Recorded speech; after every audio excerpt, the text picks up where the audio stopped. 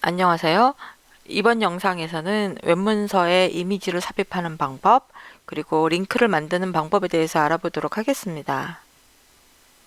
이미지는 웹문서에서 텍스트 못지않게 많이 사용하는데요. 웹문서에서 사용할 수 있는 이미지들은 몇 가지 형식이 있습니다. 보통 GIF와 JPG, PNG 형식을 많이 사용을 하는데요. GIF는 투명한 배경 이미지를 만들 수 있다는 특징이 있어요. 그리고 표현할 수 있는 색상이 256가지밖에 안 돼서 파일 크기가 작아집니다. 그래서 GIF는 보통 아이콘이나 블릿 등 작은 이미지에 많이 사용을 하고요. 우리가 사진 같은 것을 찍었을 때 JPG 형식으로 많이 저장이 되는데, 실제로 우리 눈으로 볼 수 있는 여러 가지 다양한 색상을 최대한 가깝게 표현해 준다는 장점이 있어요. 하지만 GIF에서 가지고 있던 장점인 투명한 배경을 만들 수가 없죠.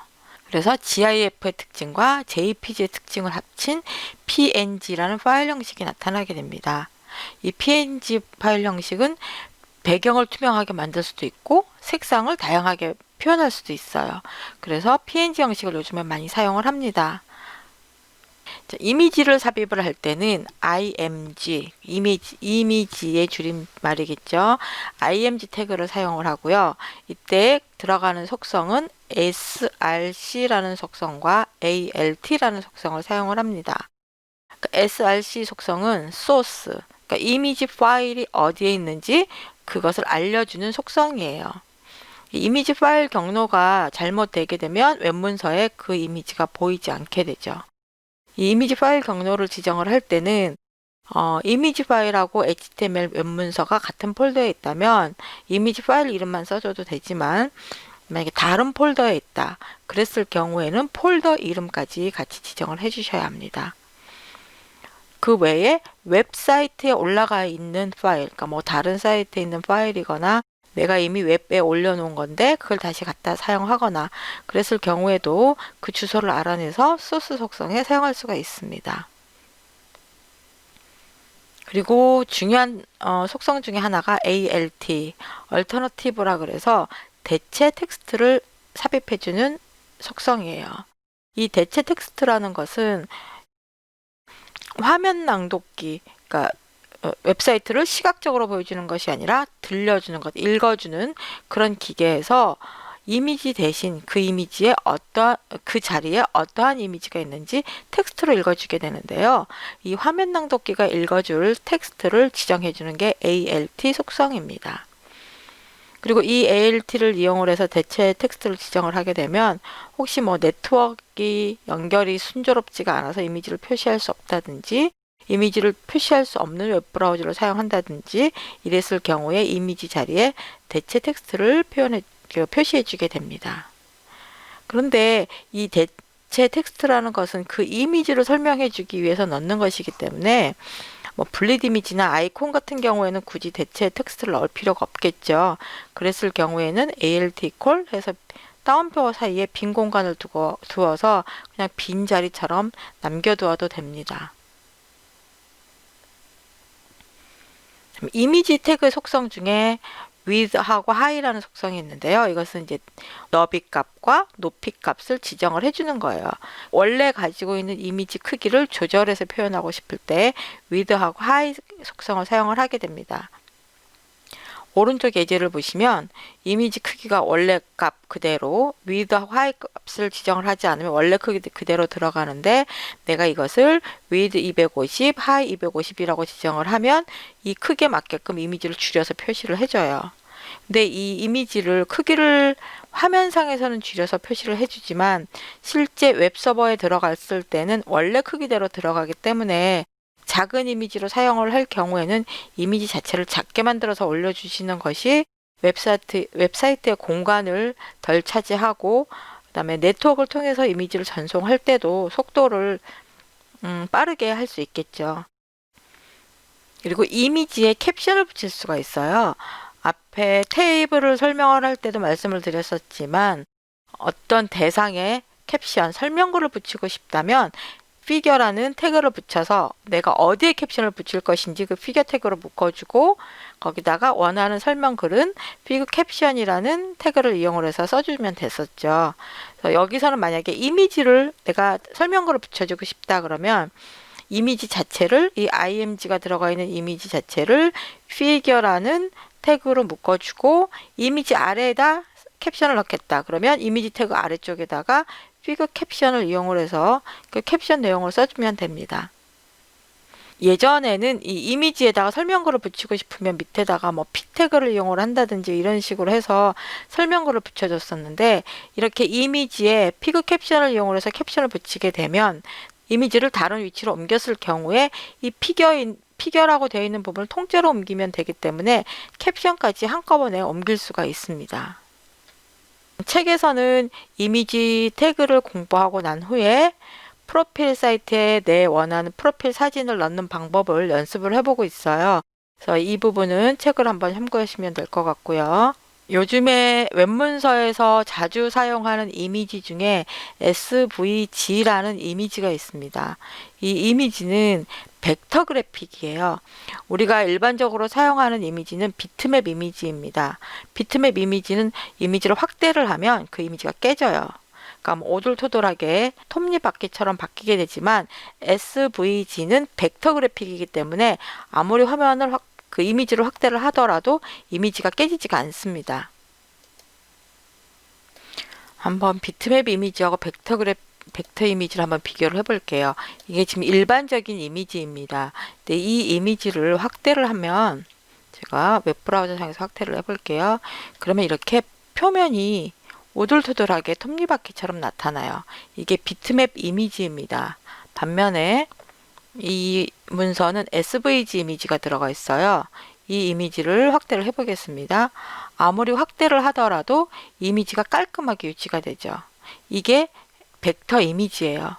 SVG라는 이미지가 벡터 그래픽이기 때문에 깔끔한 이미지를 넣어야 할 곳, 그런 곳이 필요한 데는 SVG 파일을 많이 사용을 해요.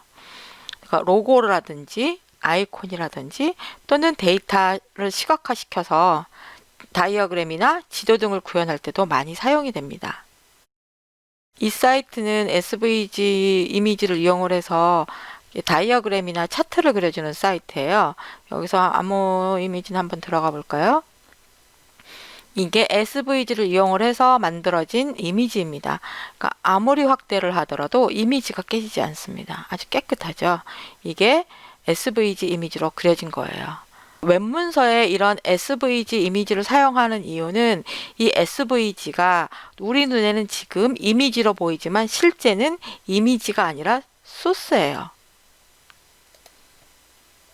지금 이 SVG라는 이미지는 웹브라우저에서 바로 불러올 수가 있습니다. 웹브라우저에서 보여줄 수 있는 이미지예요. 그럼 이 이미지가 열려있는 상태에서 소스 보기를 해볼게요. 우리가 볼 때는 마치 뭐 포토샵이나 일러스트로 그려진 그림 같지만 이게 바로 소스로 다 이루어져 있어요. 이렇게 텍스트화 되어 있기 때문에 파일 용량도 작고 내가 필요한 부분을 수정하는 것도 가능합니다. 여기서 뭐 색상만 골라낸다거나 어느 부분을 지운다거나 했을 때 그 부분에 해당하는 부분만 삭제하거나 수정을 하면 돼요. 그래서 SVG를 사용하는 경우가 아주 많습니다. SVG 이미지를 삽입을 하려면 우리가 익히 알고 있는 img 태그, 이미지 태그를 이용을 해서 SVG 파일을 삽입을 하면 되고요. SVG 파일을 만들려면 직접 코딩해서 할 수도 있겠지만 이게 그렇게 만만치가 않거든요. 그래서 일러스트레이터나 포토샵에서 먼저 그림을 만든 다음에 그린 다음에 저장할 때 SVG 파일로 저장을 해주면 됩니다. 이번에는 하이퍼링크를 만드는 방법에 대해서 알아보도록 하겠습니다. 하이퍼링크는 웹문서의 꽃이라고도 할 수 있겠죠. 문서와 문서 사이를 연결해 주어서 웹상에서 어디든지 링크만 만들어져 있으면 다 따라다닐 수 있으니까요. 그래서 링크라는 것은 메뉴뿐만 아니라 어디든 내가 원하는 곳, 텍스트라든지 이미지라든지 내가 필요한 곳에 다 링크를 만들 수가 있습니다. 링크를 만드는 태그는 A라는 태그입니다. 앵커라는 말의 줄임말인데요. A라는 태그를 사용을 하고 내가 어디로 옮겨갈 것인지, 어디로 연결할 것인지를 나타내주기 위해서 href라는 속성을 사용합니다. A 태그를 사용을 할 때 만약에 내가 텍스트에다 링크를 걸고 싶다 그러면 텍스트 앞뒤를 A 태그로 묶어주고 A 태그 안에 href라는 속성을 이용해서 연결할 주소를 넣어주면 됩니다. 이미지의 경우도 마찬가지로 이미지 태그 앞뒤로 A 태그를 넣어주면 되고요. href 속성은 반드시 함께 사용해 주어야만 어디로 연결할지 알 수 있겠죠. 이 외에도 A 태그에서 사용할 수 있는 속성은 여러 개가 있는데 우리가 주로 사용하는 속성은 href와 타겟 속성입니다. 예제를 보시면 여기 텍스트 링크 만들기 밑에 이지스 퍼블리싱 홈페이지라는 텍스트가 있어요. 여기다가 A 태그로 묶어주고 href 안에는 이지스 퍼블리싱 홈페이지 주소를 넣어줬어요. 그러면 이 이지스 퍼블리싱 홈페이지라는 링크를 클릭을 하면 바로 이지스 퍼블리싱 홈페이지로 연결이 될 것입니다. 마찬가지로 이지스 퍼블리싱이라는 로고 이미지가 있는데 이 이미지에다가 링크를 만들고 싶다. 그러면 이미지 태그 앞뒤에 A 태그를 넣어주고요. href 속성을 이용을 해서 이지스 퍼블리싱 홈페이지 주소를 넣어주면 됩니다. A 태그에서 자주 사용하는 속성 중에 하나가 또 타겟 속성이 있습니다. 타겟 속성이라는 것은 내가 링크로 연결을 하는데 현재 보고 있는 브라우저 화면이 아니라 새로운 탭이 열리면서 그 탭에다가 링크를 열고 싶다. 그랬을 경우에 타겟 속성을 사용을 하고 그 타겟의 값은 언더바 블랭크라고 지정을 해줍니다. 여기 예제를 보시면 처음에 있는 그러니까 링크가 두 개가 있어요. 처음에 있는 링크는 그대로 href에서 홈페이지 주소를 넣어준 거고 두 번째 링크는 주소를 넣어줬고 그다음에 타겟 이퀄 언더바 블랭크 이렇게 해서 새 탭에 열리도록 링크를 만들어줬어요. 두 번째 링크를 클릭했을 경우에 위에 화면에 보시면 탭이 새로 열리는 걸 보실 수 있어요. 이 새 탭이 열리면서 그 탭에 내가 방금 링크한 주소로 연결이 됩니다.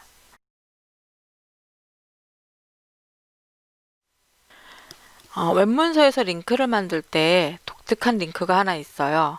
흔히 앵커라고 말을 하는 건데 앵커는 한 페이지 안에서 이동을 하는 것을 말합니다. 앞에서 살펴본 링크는 한 문서에서 다른 문서로, 한 사이트에서 다른 사이트로 이동을 하는 링크였다면 이 앵커는 한 문서 안에서 위아래로 이동하는 링크입니다. 한번 그 앵커의 예를 들어 볼게요. 지금 이거 이지스 퍼블리싱에 있는 책 소개 화면인데 처음에 책 이미지랑 텍스트가 있고 밑으로 쭉 내려가면 책 소개와 출판사 리뷰가 쭉 있고요. 그다음에 목차도 있고요. 그리고 저자 소개가 있습니다. 그러니까 한 문서 안에 아주 많은 내용들이 있어요. 그랬을 경우에 앞에다가 링크를 이렇게 두는 거예요. 출판사 리뷰를 누르면 출판사 리뷰까지 한 방에 이동을 하는 겁니다. 오른쪽에 스크롤 막대를 보시면 알 수 있겠죠. 저자 소개를 누르면 가장 밑부분까지 이동을 해서 저자 소개가 있는 화면으로 이동을 합니다. 그리고 오른쪽 맨 밑에 있는 페이지 상단으로 이동할 수 있는 아이콘을 클릭을 하면 한꺼번에 맨 위까지 이동을 해요. 그래서 한 문서 안에서 링크를 클릭할 때마다 해당되는 위치로 이동하는 것을 이제 앵커라고 합니다. 이 앵커를 만들기 위해서는 내가 어디로 옮겨갈 것인지 그 위치를 찾을 수 있도록 그 위치마다 이름을 붙여줘야 돼요. 옆에 예제를 한번 보시면요. 처음에 H2, 내용 1이라고 된 곳은 아이디가 콘텐트 1이에요. 내용 2라고 된 부분, 아이디가 콘텐트 2예요. 그러니까 아이디라는 속성을 이용을 해서 앵커 이름을 지정을 해주는 겁니다. 컨텐트 1, 컨텐트 2, 컨텐트 3 이런 식으로. 그리고 내가 메뉴 1을 누르면 컨텐트 1으로 이동하고 메뉴 2를 누르면 컨텐트 2로 이동을 하고 이런 식으로 하게끔 만들려는 거예요. 그러면 먼저 아이디로 이렇게 이름을 붙여놨으니까 A 태그를 이용을 해서 링크를 할 때는 href 이코라고 우리는 앞에서 여기 주소를 넣었었잖아요. 문서 파일명이나 아니면 웹사이트 주소를 넣었었는데 여기서는 샵 붙이고 다음에 앵커 이름을 넣어주면 돼요. 컨텐트 1. 만약에 ahref 샵 붙이고 컨텐트 3, 메뉴 3 이렇게 하면 메뉴 3를 눌렀을 때 이 문서 안에 있는 앵커 이름이 컨텐트 3인 곳으로 한 방에 이동해라.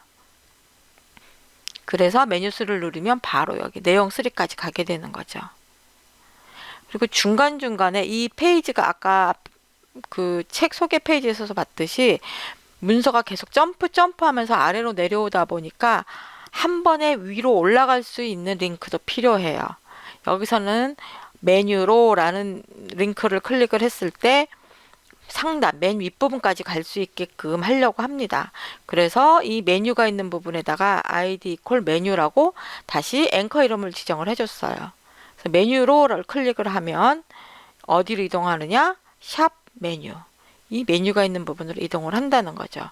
이런 식으로 해서 한 문서 안에서 길이가 아주 긴 한 문서 안에서 메뉴를 정해서 원하는 곳으로 점프하게 만들 수 있습니다.